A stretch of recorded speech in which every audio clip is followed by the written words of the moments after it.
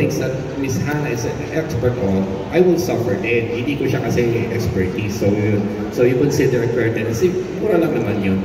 Another is this. Never put yung bigasan mo, a lot of us, na nakadikit sa floor.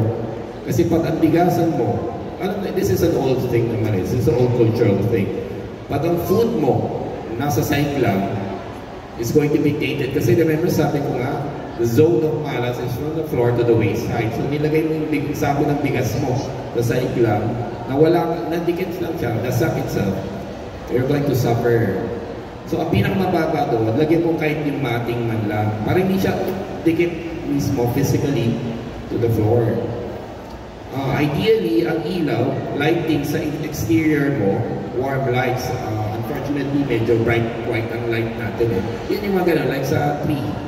Yan, pwede na yan, that's warm light. So may nabibili naman yan again na LED. You don't need the old bulb. Matipid pa yan, tsaka mas mabilis ang adjustment ng mata sa gabi. Sa kitchen, pwede kang mag-white light kasi mahirap magluto pag madilim. So, pero the rest of the place, kung maaari, is warm or cool white. Ganun din sa bedroom. Ang bedroom, ideally, wag naman yung malapit masyado sa stairs. Pero kung maliit lang ang bahay, sir, how big your house is? You plan the house mo 1,000 square meters or 1 hectare? So, ang liit naman. Okay, so it's 100. It says 100. As much as possible, do not. It's an adequate place. Hindi naman natin sabihin small kasi actually your place is better than those in Hong Kong. Wag mo lang wag yung bed nyo, wag mo lang ididikit on the side of the wall that is shared with the stairs or the toilet. Yun ang ano doon. Kasi pag ang bed mo, sharing the wall that is with the toilet or the stairs, wala. Sabi ko siya, madalas ka nagkakasakit, you have bad dreams. And try as much as possible yung ceiling mo flat.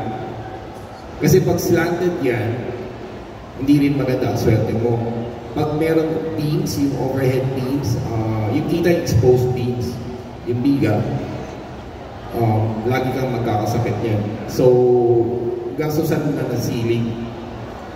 Flatboard, mga Cardiflex, para hindi naman, medyo future sponsor natin yan.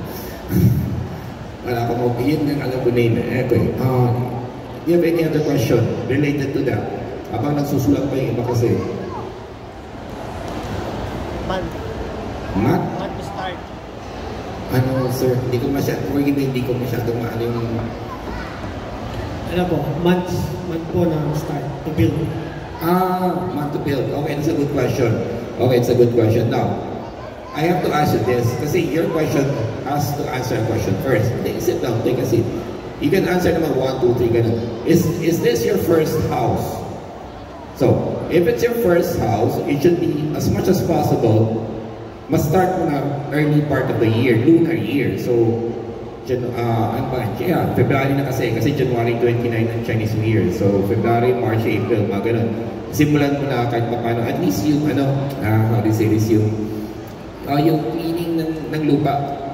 Kasi, mahal din yung magpabukal. So, at least clean the place up. Alisin mo na lahat ng mga basura, so forth and so on. Kung kailangan mo mag-file sa DNR for the trees and everything, ayusin mo as much as possible. Now, if it's your second house, dapat yan middle part of the year. Ganun yun. If it's like, you want it to be your final house, happy ka na doon, that's where you want to grow old, it should be the latter part of the year. Ganun, there is a period of that. Now, ganito rin siya, you try as much as possible to start it